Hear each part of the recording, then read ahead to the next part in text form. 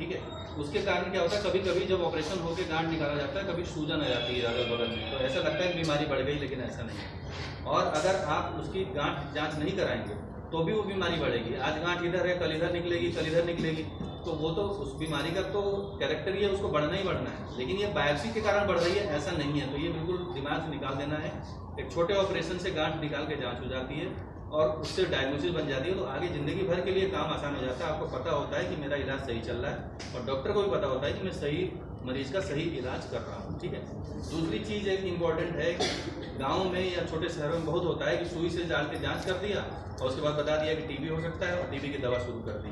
और मरीज भी टीबी की दवा खा रहा है, 6 महीने खा रहा है, 1 साल खा रहा है, उसका ना गांठ टच से मस नहीं हो रहा है, कभी 5% कम हो गया, कभी 10% बढ़ गया।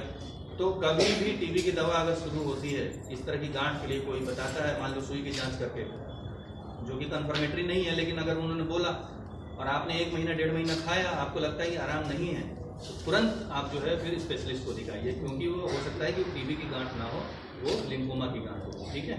तो ये ध्यान रखना है। और डॉक्टर अक्षय आपको जो है दूसरी बीमारी के बारे में